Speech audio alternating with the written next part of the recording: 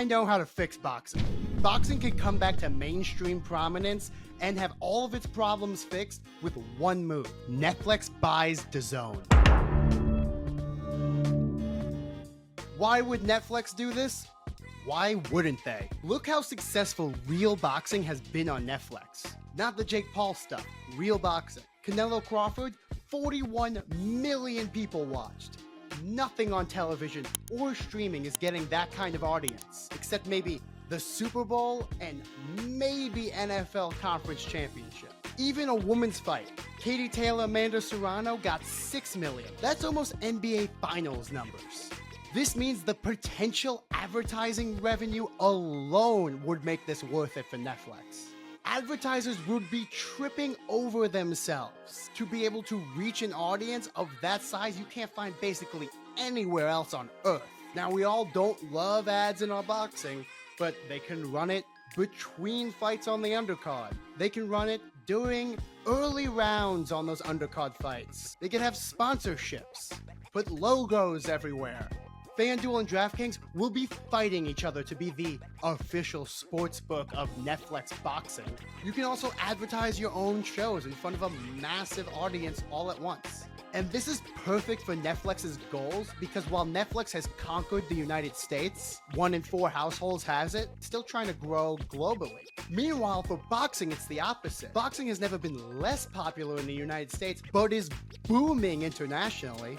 It's doing crazy in Asia, all the Hispanic countries. It's going gangbusters in the UK, obviously Eastern Europe, basically everywhere else. So they're both helping each other get in front of the audience that they need. I mean, think about it. If you put Inoue Nakatani on Netflix, everyone in Japan is signing up for Netflix. Canelo Benavidez, everyone in Mexico. You get Joshua Tyson Fury on Netflix, you will crash the UK power grid with all the new signups. Plus, best thing for Netflix is you don't have to pay for everything. The Saudis, especially Turki Al-Sheikh, has been already paying for most of these cards. They are a 15% owner of DAZN, and they would obviously split the cost in some way for production, purses, everything. And the main goal for them is to promote Saudi Arabia, mostly the countries like America, where Netflix dominates. And don't worry, none of the purses are going to be as big as Canelo Crawford's was. You can even solve the multiple belt issue by doing this. You'd have almost every big and up-and-coming boxer under this umbrella, but they'd still be signed with their promotions. So Netflix wouldn't be a promoter. They can give out the Netflix belt. And it would be the only one that matters because it's the biggest, most watched, and they have all the big fighters on their network. And they can circumvent the Ali Act because they're not a promotion, they're just a network. The promoters will still take their cut, at first at least. You can slowly push them out as this goes on if you want, but if you don't, it's fine. And this wouldn't be a death nail for DAZN either. If anything, it'd be good for them. You don't want to water down the product by having every fight on Netflix. Just the big ones. The ring cards run by the Saudis, like the one coming up in November, those can happen every other month or so on Netflix. While the smaller fights for the diehards, like Joseph Parker, Fabio Wardley coming up, those can still be on DAZN, which mostly only has diehard boxing fans anyway, so it's not like their audience is shrinking. If anything, it will grow because you could sell Netflix DAZN bundles so people will just buy both and you'll get new people. You can even put a little button on Netflix that takes you to DAZN. You get a DAZN subscriber boost basically for free, just simply by association with Netflix. And of course, the hardest thing, matchmaking, this would make it super easy. You'd have everybody under your umbrella. You'd have the Saudis who have been able to do most of the matchmaking you'd want anyway.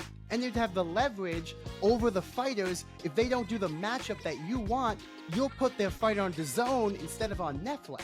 And the exposure and the attention and the pay of being on the Netflix fights over the DAZN fights would be worth so much infinitely more for these boxers that they'll do whatever you tell them. And this would be amazing for the health of the sport going forward too. You can build and market great stars by doing an F1 Drive to Survive style show for boxing. This would be a huge hit. Why do you think there were so many movies about boxing and boxers? Boxing inherently makes great, interesting characters and fascinating storylines. I truly think a boxing version would be one of the most popular versions of these shows that Netflix has done. And people would watch that, get attached to fighters, and then watch their fights. They'll love established stars. You'll be able to showcase new stars. It would be a self-sustaining promotion. Yes, there's deals with the PBC. You wouldn't have every star right away. You'd have to get Top Rank, who has a lot of the big prospects, but they don't have a network right now anyway. By simply buying DAZN, you'll get 90% of the big stars. Then you can get Top Rank, who doesn't have a network anyway, who has most of the big up-and-coming prospects. And then eventually, the couple guys on PBC will have to join. Netflix buying DAZN is good for Netflix. It's good for DAZN. It's great for the fans. It's good for the fighters long term because the sport will become more popular. There'll be more money in it. And it'd be good for the Saudis, for whoever cares about that. It's really a win-win all the way around, and the biggest winner is boxing. So what do you think? Do you think I solved all of boxing's problems? Let me know in the comments, and thanks for watching. Remember to like and subscribe.